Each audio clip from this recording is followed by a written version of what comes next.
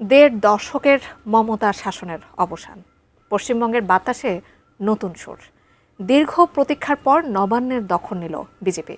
জয়ের পরদিন একদিকে যেমন চলছে গেরুয়া শিবিরের বিজয়োল্লাস, অন্যদিকে তৃণমূল শিবিরে শুরু হয়েছে হারের ময়নাতদন্ত। সব মিলিয়ে রাজ্য জুড়ে এখন টান টান উত্তেজনা। বিস্তারিত জানাচ্ছেন সঞ্জিদা সিলভিয়া।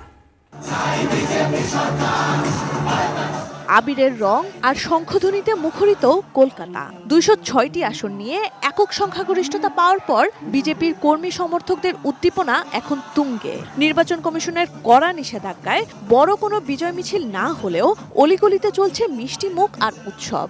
জয়ের খবর নিশ্চিত হতেই দিল্লি থেকে কেন্দ্রীয় নেতৃত্বের শুভেচ্ছা বার্তা পৌঁছেছে রাজ্য দপ্তরে। বিপরীত অবস্থা তৃণমূলের সদর দপ্তরে। ভবানীপুরে মমতা বন্দ্যোপাধ্যায়ের হার কর্মীদের মনে বড়সড় আঘাত হেনেছে।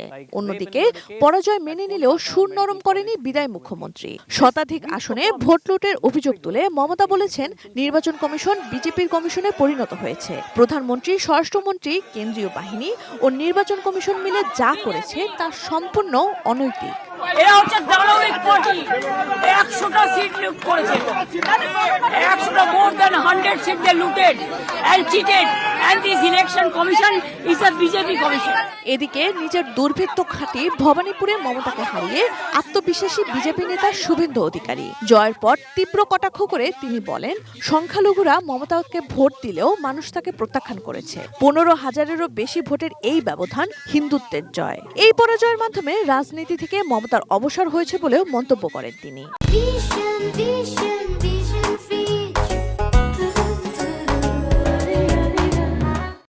ममता बनर्जी का हराना बहुत जरूरी था।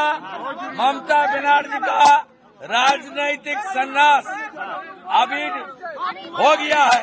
অন্যদিকে ভোটের ফল ঘোষণার পরপরই উত্তপ্ত হয়ে ওঠে মুর্শিদাবাদ। উস্কানি ও উত্তেজনা ছড়ানোর অভিযোগে গ্রেপ্তার করা হয়েছে তৃণমূল নেতা শফিউজ্জামান শেখ ওরফে হাবিবকে। তিনি সংসদ সদস্য আবু তাহের খানের ভাগ্নে। এই গ্রেপ্তারকে নির্বাচন কমিশনের রাজনৈতিক প্রতিহিংসা বলে দাবি করেছেন আবু তাহের খান। বিজেপির এই বিপুল জয়ের পর রাজ্যের বিভিন্ন স্থানে তৃণমূল কার্যালয়ে হামলা ও ভাঙচুরের অভিযোগ উঠেছে। ঘাসফুল শিবিরের দাবি, জয়ী দলের কর্মীরাই এই তাণ্ডব চালাচ্ছে। যদিও বিজেপি এই অভিযোগ অস্বীকার করে বলছে, এটি তৃণমূলের অন্তর্দ্বন্দ্ব। নির্বাচন পরবর্তী সহিংসতা রুখতে পশ্চিমবঙ্গ জুড়ে কঠোর নিরাপত্তা ব্যবস্থা নেওয়া হয়েছে।